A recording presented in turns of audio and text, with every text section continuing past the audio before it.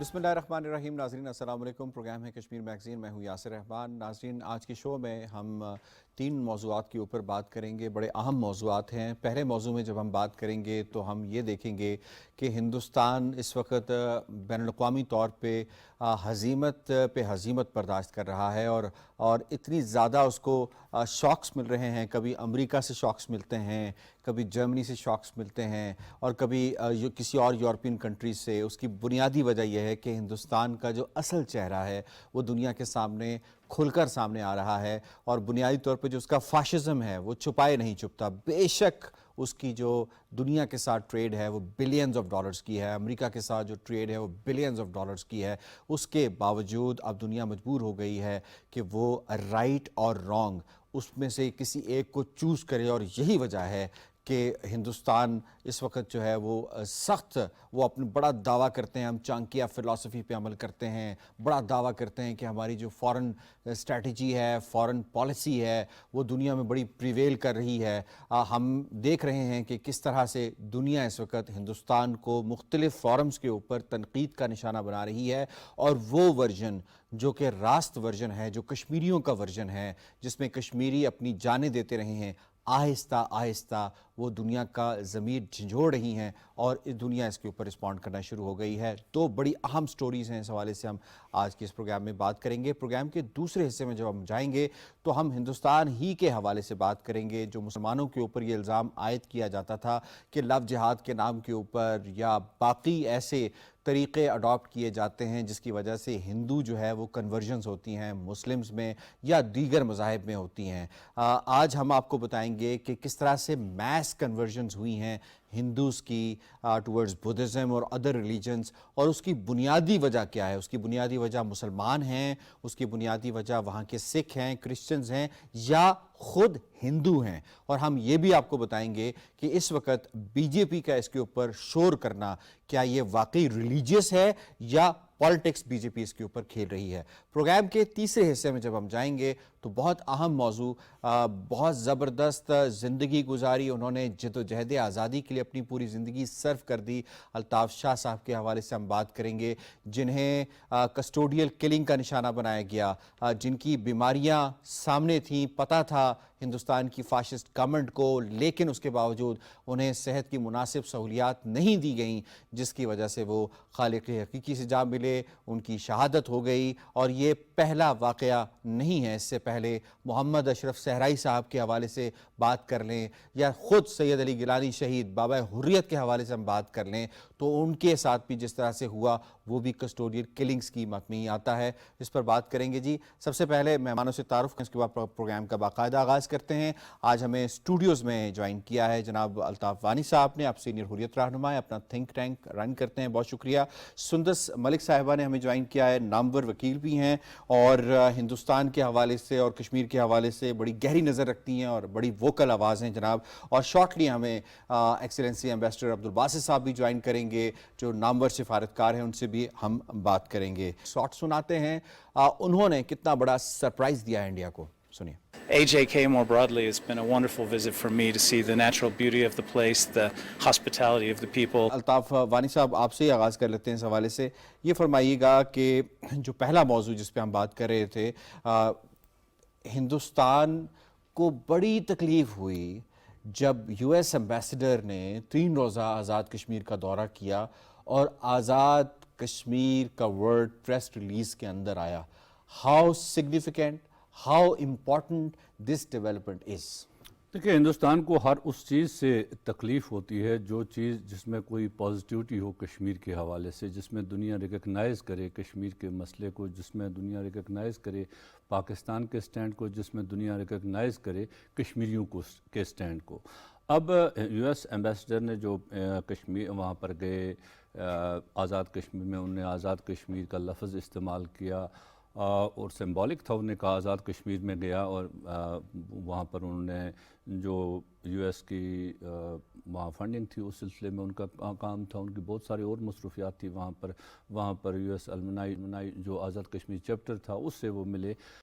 لیکن ہندوستان کو ایسی چیزیں جو پسند نہیں ہیں جس سے کہیں پاکستان کا انٹرنیشنلی یا جو اس کا سفارتی گراف کہیں اوپر ہو جائے. آپ نے دیکھا ہوگا اس سے پہلے بھی جب بھی کسی بین الاقوامی شخصیت نے یہ بات کی کہ ہندوستان کو اپنا جو قبلہ درست کرنا ہوگا کشمیر کے حوالے سے، اس کا موقف جو ہے، جو کشمیر کے اندر انسانی حقوق کی پامالیاں ہندوستان عرصے دراز سے کر رہا ہے، اور جو لوگ جینونلی لکھتے ہیں کہ کشمیر کا مسئلہ حل کیے بغیر اس خطے میں امن قائم نہیں ہو سکتا، کوئی ترقی نہیں ہو سکتی، یہ ترقی کے خواب، یہ ترقی کے دعوے ہی رہ جائیں گے اگر کشمیر کا مسئلہ حل نہیں ہوتا ہے. ابھی آپ نے دیکھا کہ جرمن فارن منسٹر کے ساتھ جو ہمارے فارن منسٹر کی پریس کانفرنس تھی، اس سے جب سوال کیا گیا، ہم آتے ہیں پہلے ذرا ہم تھوڑا فوکس کر لیتے ہیں اس کے اوپر کہ ایک میں سندس کو بھی انوالو کر لیتا ہوں. ہمارے جی کل آئے ہے امریکہ چاہ رہا ہے ہندوستان کو کہ وہ پولیس مین، ریجنل پولیس مین بنائے. یہ ٹرمنالوجیز ہم دیکھتے ہیں استعمال ہوتی رہی ہیں مختلف بلاکس میں بھی امریکہ کی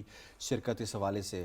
from Pakistan administered Kashmir to Azad Kashmir, from the horse's mouth, US ایس کے منہ سے یہ نکلنا آزاد کشمیر، جیسے الطاف صاحب نے فرمایا کہ یہ ایک سمبولک اہمیت کی حامل ہے. لیکن اس سے پہلے ہم نے دیکھا کہ ان کی ایک سینیٹر نے بھی وزٹ کیا آزاد کشمیر میں، اور انہوں نے واپس جا کر جو بات کی کہ بڑا ظلم و ستم وہاں پہ ہو رہا ہے، مقبوضہ کشمیر کے حوالے سے انہوں نے بات کی، اور آزاد کشمیر کے لوگ بڑی سہل زندگی گزار رہے ہیں.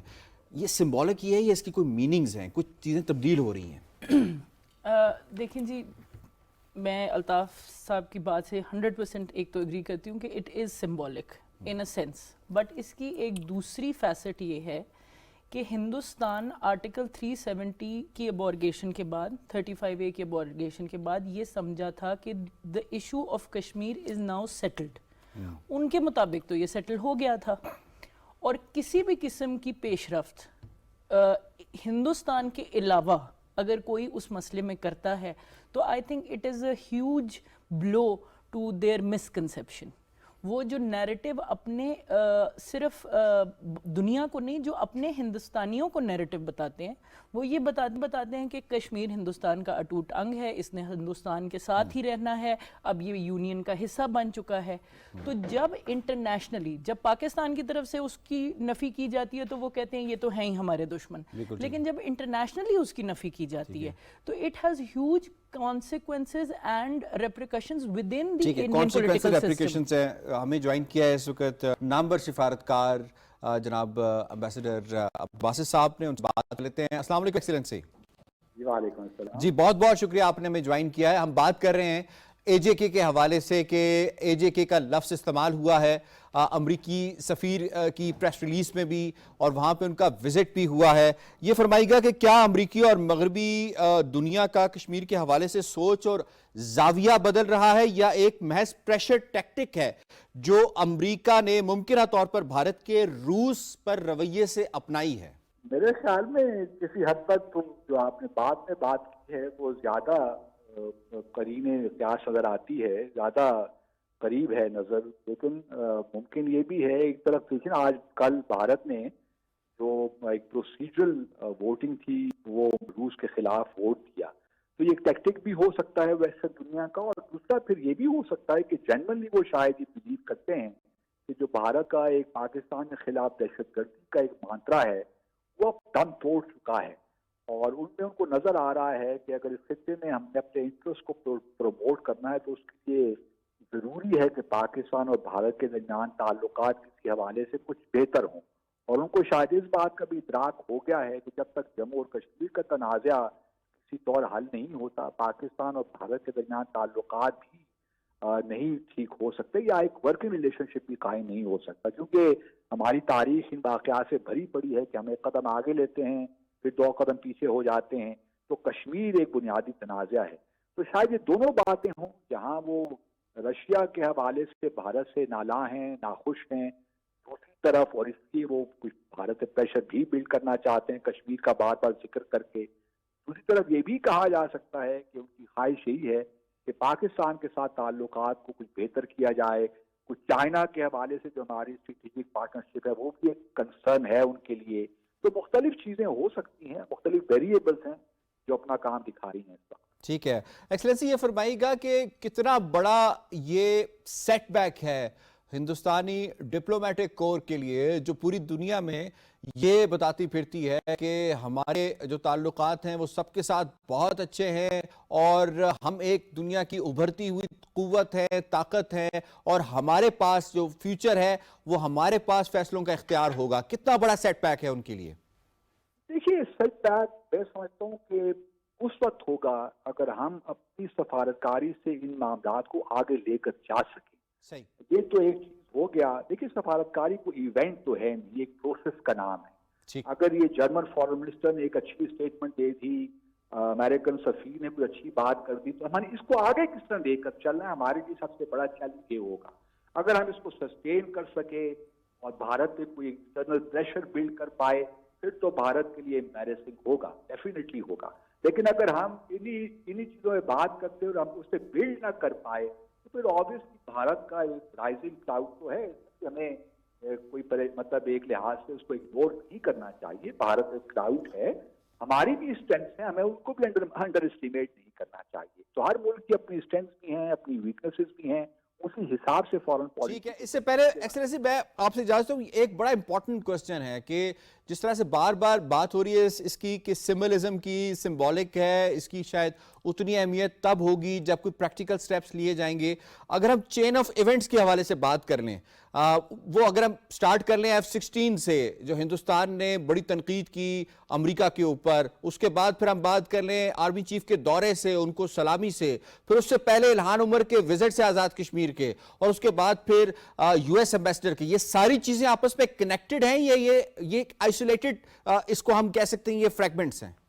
نہیں، میرے خیال میں ساری چیزیں کنیکٹڈ ہی ہیں ایک لحاظ سے، کیونکہ امریکہ تھوڑا سا بھارت ایک پریشر بلڈ کرنا چاہتا ہے روس کے معاملے میں، اور اس میں کوئی شک نہیں ہونا چاہیے.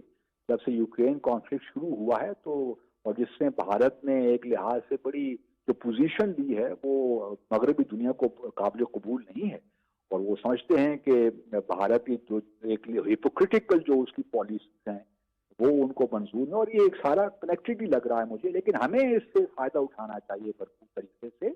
میں سمجھتا ہوں ہمارے لیے ایک اپرچونٹی کریٹ ہوئی ہے اور ہمیں اس کا پورا ایڈوانٹیج دینا چاہیے. ٹھیک ہے، آپ کہہ رہے ہیں ایک ونڈو آف اپرچونٹی ہے جس سے ہمیں اب فائدہ اٹھانا چاہیے اس سارے ایشو کو مزید ہائی لائٹ کرنے کے لیے. ایکسلنسی عبدالباسط، بہت بہت شکریہ آپ سے بات کرنے کے لیے. اس سے پہلے ہم پروگرام کے اگلے موضوع کی جانب جائیں، آپ کو ایک جرمن جو وزیر خارجہ ہیں ان کی ساٹ سناتے ہیں. Yes, Germany also has a role and responsibility with regard to the situation of Kashmir. Therefore, we support intensively the engagement of the United Nations to find peaceful solutions in the regions.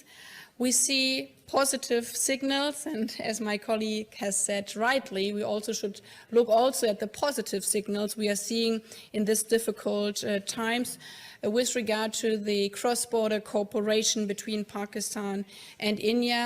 جی بالکل، by lateral issue ہے، مل کر بات کریں گے، سارا کچھ کریں گے. اب تو یہ یورپین کنٹریز بھی بول پڑے گی.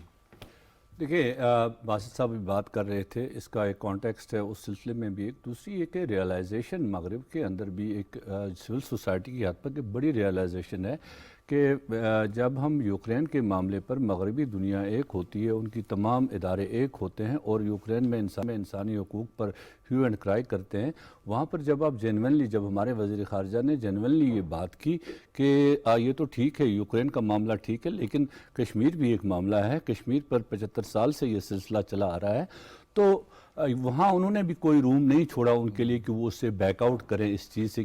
آپ کو یاد ہوگا German chancellor Angela Merkel, former جنرل جو چانسلر، جب وہ انڈیا کے دورے پر آئی اس نے دلی میں بیٹھ کر یہ کہا تھا کہ کشمیر کو ان اٹینڈڈ نہیں چھوڑا جا سکتا ہے. So there was always a realization in west world. Basit sahab جو کہہ رہے تھے کہ اس پر بلڈ کرنے کی ضرورت ہے، ونڈو آف اپرچونٹی ہے لیکن اس پر بلڈ ہم کریں گے تو آگے بڑھیں گے. بالکل ٹھیک. کوئکلی ہمیں پروگرام کی دوسرے حصے کی جانب اس وقت ہندوستان کے اندر جو اقلیتیں ہیں وہ محفوظ نہیں ہیں. خود ہندوستان میں جو ہندو قوم سے تعلق رکھنے والے ہیں وہ محفوظ نہیں ہیں. وہ کیا اس وقت محسوس کر رہے ہیں؟ کچھ دن پہلے میس جو ہے وہ کنورژنز ہوئی ہیں اور ان کو کہا جاتا ہے یہ فورسفل کنورژن ہے یا عام آدمی پارٹی سے منسوب کیا جاتا ہے. اصل میں بنیادی طور پہ وجہ کیا ہے؟ کیوں ہندوز دوسرے مذاہب کی طرف جا رہے ہیں؟ آپ کو یہ شارٹ دکھاتے ہیں. हमारे समाज के लोगों की मंदिर में मूर्ति छू लेने पर हत्या हो रही है, हमारे समाज की बहन बेटियों की सामूहिक बलात्कार करके फांसी पे लटका के हत्या की जा रही है, लेकिन उसके ऊपर ना तो देश के प्रधानमंत्री जी कुछ बोलते हैं, ना देश के गृह मंत्री बोलते हैं, ना किसी पार्टी का बड़ा नेता कोई उस पर बयान देता है। भय का शासन गुजरात में चल रहा था, उस वहां बीजेपी हारने जा रही है, तो उससे परेशान होकर उनका मानसिक संतुलन बिगड़ गया और उन्होंने ये प्रतिज्ञाएं जो हर साल देश में हजारों स्थानों पर 1956 से लगातार ली जाती हैं, उसको मुद्दा बना के, बल्कि मैं सच कहूं तो इन्होंने लोगों का अपमान किया। जी बिल्कुल, ये थे जी राजेंद्र पाल गौतम, ये आम आदमी पार्टी के मिनिस्टर थे जिन पे इतना प्रेशर आया कि उन्हें छोड़ना पड़ा। मैं आपको इसमें इन्वॉल्व कर लेता हूँ। इस वक्त क्या हालात देख रहे हैं कि ये तो बड़े इल्ज़ामात दूसरों पे लगाए जा रहे थे, असल रीज़न यही है जो ये बता रहे हैं राजेंद्र पाल गौतम? बिल्कुल बिल्कुल, इट इज़ ट्रू। देखें, हिंदुस्तान में एक चीज़ तो हमें समझ लेनी चाहिए कि वो खुद स्टेट मानती है कि हमारा कोई स्टेट रिलीजन नहीं है, नंबर 1। नंबर 2, जब आप ये कहते हो कि स्टेट रिलीजन नहीं है तो फिर जितने भी रिलीजन्स हैं उनकी रिप्रेजेंटेशन भी इक्वल होनी चाहिए। अब दलित्स को आप लाते तो एम्बेट में हो हिंदुइज्म के, लेकिन जब उनकी रिप्रेजेंटेशन की बात आती है तो they don't have that much representation, whether that is Rajya Sabha, whether that is Lok Sabha. Same is with Muslims, हम 14% से अबव हैं हिंदुस्तान में, लेकिन रिप्रेजेंटेशन के हवाले से चाहे वो अपर हाउस है या लोअर हाउस है, लेस देन 2% रिप्रेजेंटेशन है।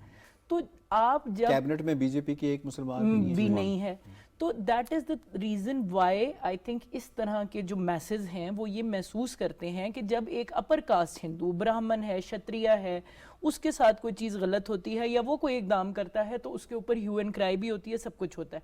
लेकिन हम लोग जिनको इस्तेमाल के टाइम पे तो हिंदू समझा जाता है, चाहे वो मोदी साहब की बड़ी सी रैली निकालनी हो, चाहे वो योगी आदित्यनाथ का कर्नाटका में रैली निकालना हो, उसमें दलित इस्तेमाल तो होते हैं, लेकिन just as numbers. When it comes to being considered as humans, तो हिंदुस्तान में ये बड़ी आम बात है कि वहाँ पे इंसानों से ज़्यादा गाय को प्रोटेक्शन प्रोवाइड की जाती है। तो जब इस तरह के हालात होंगे, मैंने बड़ा अरसा पहले ये कहा था कि India is looking at a state of self implosion, not very far in the future, and I think that is what is happening right now. जब आप हिंदुस्तान से आइडेंटिफाई नहीं कर रहा तो आप किसी कौम से कैसे एक्सपेक्ट कर सकते हो, चाहे वो क्रिश्चियन है या वो मुस्लिम है या वो आसमीज है या वो कश्मीरी है, कि वो हिंदुस्तान के साथ आइडेंटिफाई कर। बिल्कुल ठीक है। घर वापसी तो असल में अब होना शुरू हो गई है। कहते थे घर वापसी करें, मुसलमानों को कहते थे घर वापसी करें, तो क्या ये घर वापसी इन्हीं की वजह से हो रही है जो हिंदू कर रहे हैं? देखिए, हर जो जुल्म होता है उसकी एक इंतहा पर पहुंचकर उसका एक बैकलैश ज़रूर होता है। हिंदुस्तान के अंदर हमने देखा कि ज़ात पात का जो मामला है बहुत अरसे से चल रहा है, और ये जो दलित्स हैं या जो शेड्यूल कास्ट वहाँ पर है, उन पर जो तरह तरह के मजालिम डाले जाते हैं, उनको हुकूक से महरूम किया जाता है, और ये कन्वर्शन बहुत अरसे से हिंदुस्तान में होती रही है। और फिर हिंदुस्तान की बहुत सारी रियासतों ने एंटी कन्वर्शन लाज लाए कि कोई लोग नहीं कर सकते हैं, ये चेंज मज़हब नहीं कर सकते हैं, ये तमाम चीज़ें उन्होंने की। बीजेपी के आने के बाद उन्होंने वो घर वापसी का प्रोग्राम शुरू किया कि फोर्स्ड कन्वर्शन, वापस जी आप लोग हिंदू बने, ये सारी चीज़ें बने। लेकिन जिस तरह से पिछले 8-10 साल से जब हिंदुस्तान में हम देखते हैं जो रवैया हिंदुस्तान की हुकूमत ने रहा, पहले तो होती थी सारी चीज़ें हिंदुस्तान के अंदर, but those things were not state कंडोन्ड in that way. State उसके हिस्सेदार नहीं थी, जो हिंदू इंतहा पसंद थे वो करते थे, लेकिन अब स्टेट रिस्पॉन्सिबल है इन सारी चीज़ों के लिए। प्राइम मिनिस्टर से लेकर तमाम बड़े लीडर्स हेट स्पीच करते हैं, वो ऐसी बातें करते हैं जिससे अक़लियतों के दिल मजरू होते हैं, उनके हुकूक मजरू होते हैं, उन पर हमले होते हैं। हिंदुस्तान में जिस तरह से मॉब लिंचिंग की गई मुसलमानों की, दलित्स की, दूसरे लोगों की, उससे तो साफ जाहिर है जो अब कॉन्शियस लोग हैं उन्होंने ये भीमराव अंबेडकर के नक्शे कदम पर चलकर वो कन्वर्जन। बीजेपी इसको किस तरह से खेल रही है गुजरात में, खासतौर पे जहां पे इलेक्शंस होने वाले हैं, किस तरह इसको फायदे के लिए इस्तेमाल कर रही है, आपको ये दिखाते हैं।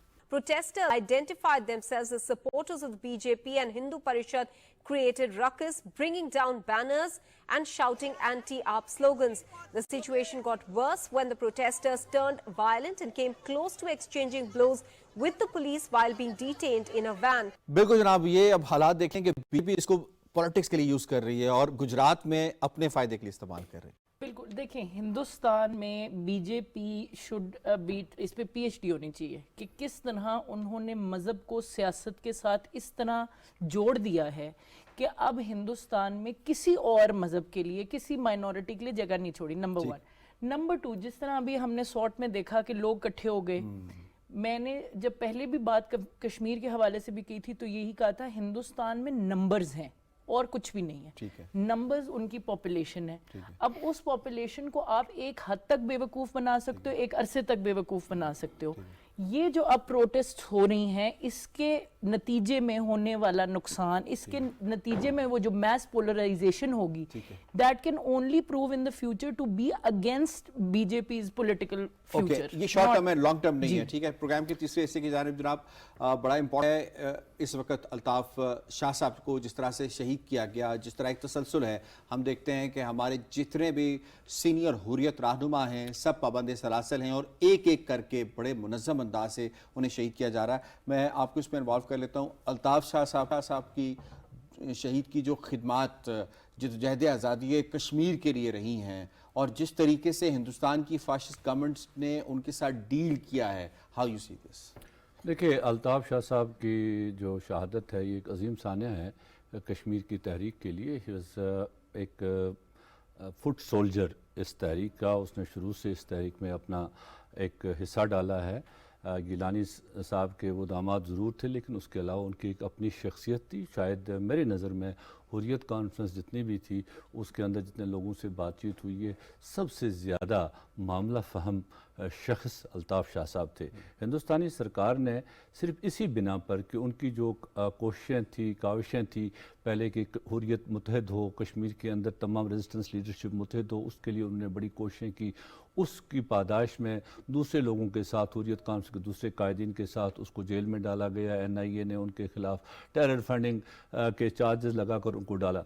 अब जो उनकी शहादत हुई है, देखिए वो एक अरसे से, कल ही उनकी डायरी के चंद अवराक सामने आए जिसमें वो एक अरसे से अपनी डायरी में लिख रहे, आज मुझे यहाँ दर्द हुआ, आज मुझे यहाँ दर्द हुआ, मैंने जेल अथॉरिटी को ये बोला, मैंने ये बोला, मैंने ये बोला। It has been last 1 year और सो जब से वो ये कंप्लेन कर रहे हैं कि मुझे दर्द हुआ है, ये चीज़ें हो रही। फिर उनकी बेटी पिछले 6 महीने से हिंदुस्तान के तमाम इदारों को, वज़ीर आज़म हिंद को भी लिखा, होम मिनिस्टर को लिखा और दिल्ली के वज़ीर आला को लिखा, सब को लिखा और पब्लिक अपील उसने की कि मेरे बाप को इस तरह से उसको मेडिकल केयर दिया जाए, उसको रेनाइल कैंसर डायग्नोस हो, वो डायबिटिक्स है, उसकी हाइपरटेंशन भी है और बहुत सारे एलिमेंट्स उसकी हैं। क्योंकि जेल के अंदर जब आप होते हैं, आप 66 साल आपकी उम्र भी है और फिर दिल्ली के तिहाड़ जेल के अंदर हैं, आपने इंट्रोगेशन उम्र बरस रहे हैं, सो उससे आपकी सेहत मुतासर होती है। देखना ये तो हिंदुस्तान की सरकार ने तमाम बैनुल अक़वामी, देखिए कोई भी कैदी, जो भी पॉलिटिकल कैदी हो या अदरवाइज़ कोई कैदी हो, उसको हक है बैनुल अक़वामी कानून के तहत, उसको हक है राइट टू हेल्थ, उसके लिए प्रॉपर हेल्थ केयर उसको मिलना चाहिए। ये international covenant on civil and political rights भी उसको देता है, इंटरनेशनल कोवेनेंट ऑन जो कल्चरल राइट्स है वो भी उसको, ये इकनॉमिक कल्चरल राइट्स वो भी ये हक देता है। और हिंदुस्तान का खुद आइन, उसकी आइन की आर्टिकल 21 भी उसको ये हक देता है। उसकी भी नफी की गई है, उसकी नफी करके उससे एक ऐसे अस्पताल में डाला गया जिस अस्पताल में ऐसी सहूलियात नहीं थी। फिर सुप्रीम कोर्ट की इजाजत के बावजूद भी उसको 27 घंटे के बाद दूसरे अस्पताल में शिफ्ट किया जब वो आ गया।